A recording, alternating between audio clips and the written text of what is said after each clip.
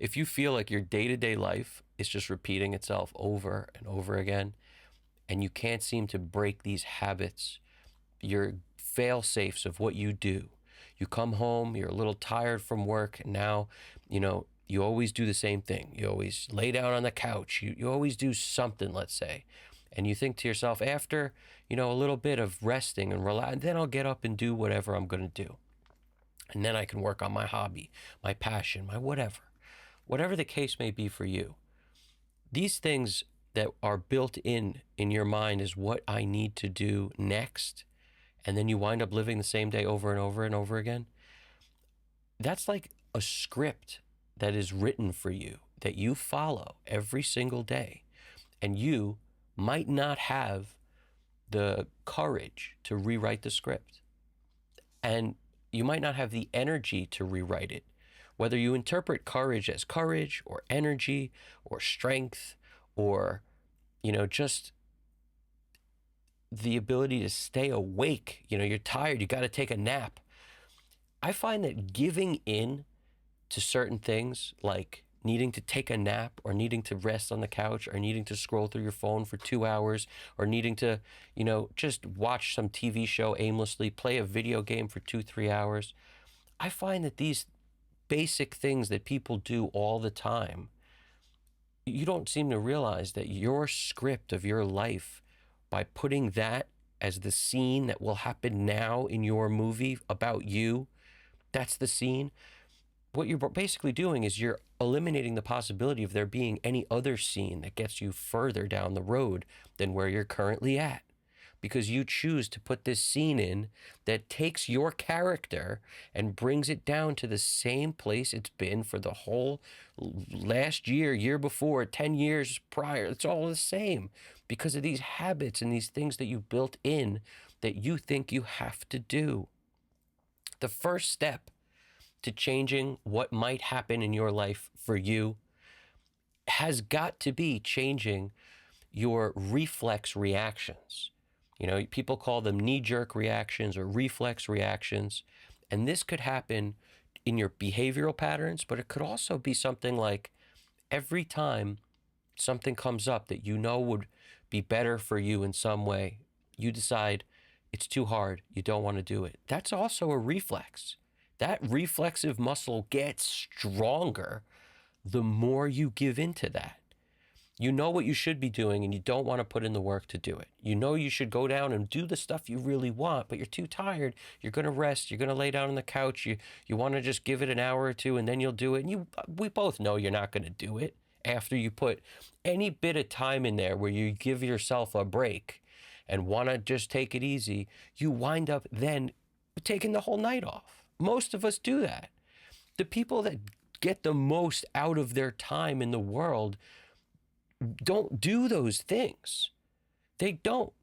And they also look at what they're gaining out of doing anything like playing a video game and what they might gain out of sitting down to learn something. It's a whole different thing. Like you need to change the script that's underlying about who you are. And this could also apply to how you communicate with people. Because I found that the most successful people, the best producers and directors when it comes to like film directors and producers when it comes to music, the best at that position are people who are the most emotionally intelligent. Emotional intelligence means you're aware of what you are going to say and the words you are going to choose because you know how that affects somebody else. You know, based on their character of who you're talking to, what you should say in order to get and achieve what you want to happen. Because, just banging a hammer against the wall is not the way that most people can achieve something that they're not doing. You can't get them to do it by just, slamming their head against the wall and saying, do it. It's not going to work. You have to figure out another way. You have to be creative, and emotionally intelligent people can get to that end easier than people who can't. They can get the result to be what they want it to be by how they approach the situation. That's why you have to be extremely creative to be good at those jobs. Not just creative, by creating something from nothing. Creative with people. Creative with how you communicate. Creative with how you react to things. Somebody like Rick Rubin, he's known for having really good taste. The taste he makes, his decision making when it comes to what he likes and doesn't, has proven very helpful for a lot of people. It's almost a quote from what he said. I butchered it a little bit, but the point is, that's how he looks at what he does. His taste has proven very successful for a lot of artists. And the point is, whether you like him or not, it's not really relevant. His taste, that's a reflex, that's a good one. That's something that he doesn't try to control or temper. That's just his taste and his reaction. But how he goes about communicating what he wants is such a difference maker. And this could be a reason why you aren't where you are either, because you're not only talking to other people, you're talking to yourself. Every single day, the subtext of what you say to yourself in your own mind will determine how far you allow yourself to go. And if you can talk to other people and get them to do what you want, or see things slightly differently, or maybe have a different point of view on something that they thought they didn't like, or if you could do that, then you could do it with yourself also. If you can't do that, then you can't do it with yourself. It's one and the same. They're exactly the same thing. So it's no coincidence that the people who are really good at those jobs are also people who understand their taste, but they know how to communicate. And basically what I'm trying to explain here, if I could break it down really simply, it's you have no choice but to learn what your reflex reactions are to things. Like when somebody tells you something to do, like they give you, like they say they want to do this.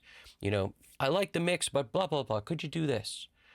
Okay. And that's some like revisions. A lot of people will take that offensively or something, and they'll think of it as an attack on what they've done. And that's not the right reaction. If you experience emotions like that, you have to know what it means to understand that this is not how I should be feeling. And because of that, you may feel it. Just because you feel it doesn't mean it's a good emotion.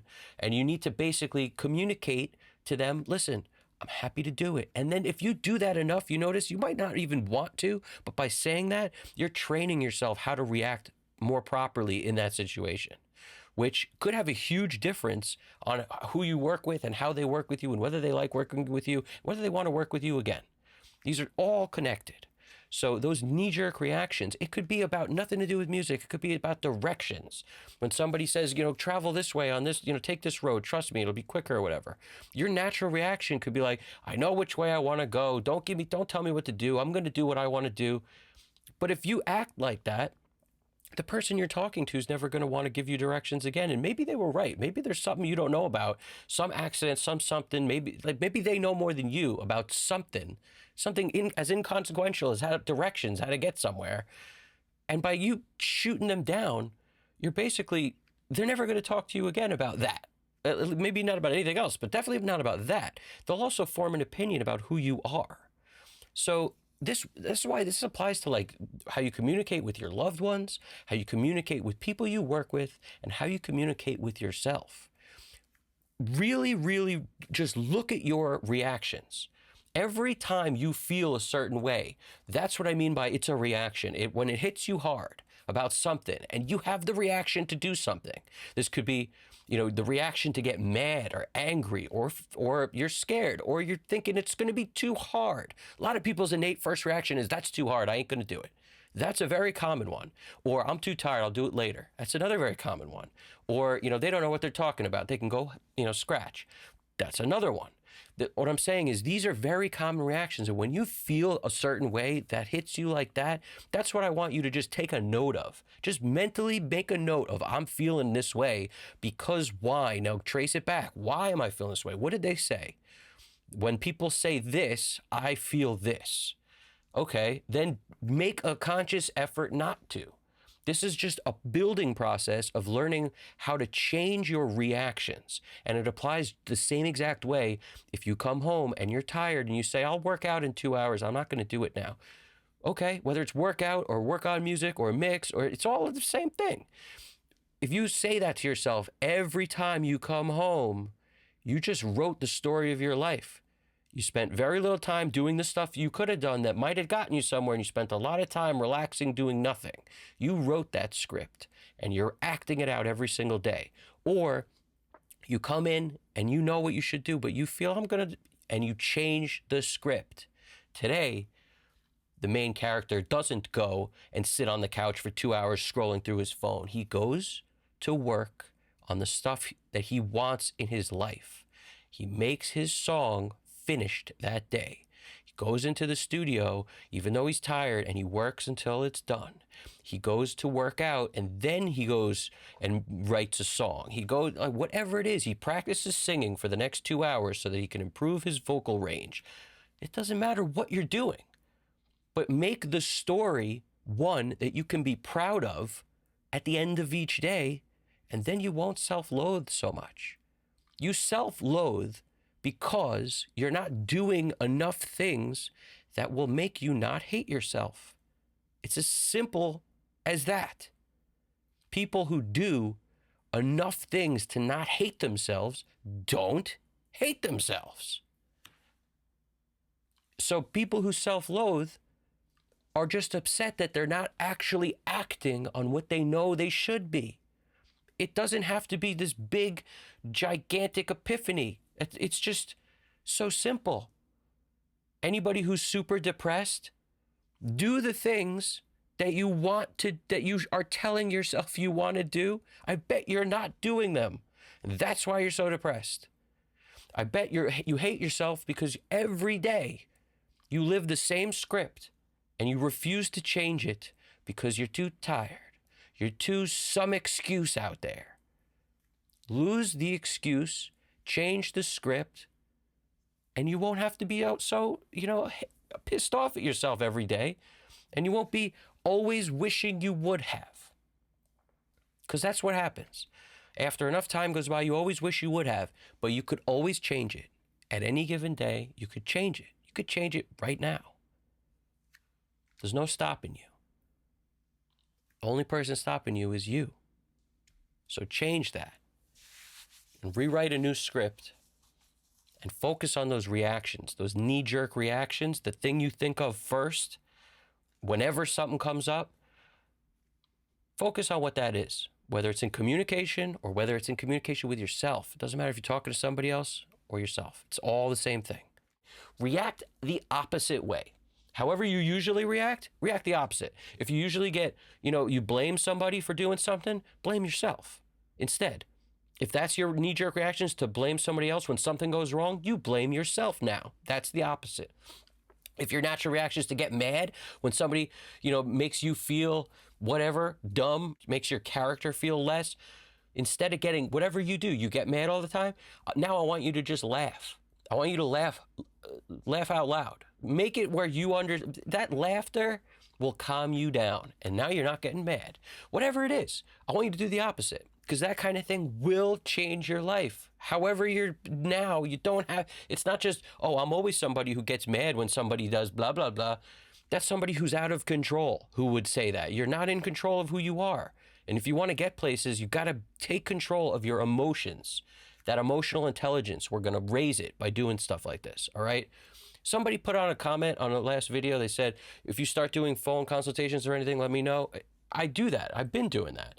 In the description of every video, you'll find my contact information. I do phone consultations. I do DAW screen sharing for mixing and mastering. I also have special offers I run where I'll mix and master a song for a discount. So check out the website. Check out what's going on. There's always different stuff happening, but it's all in the description. Whatever it is you need done. You need consultations. You need to figure out how to set up audio stuff, whatever it is. I'm happy to talk about it. You got to navigate what's going on in here. We'll talk about whatever you want to talk about. But the bottom line is I'm available, and I appreciate you guys watching. I'll talk to you guys soon. Evan Jaffe, Custom Cut Studios. You guys got this. Take it easy.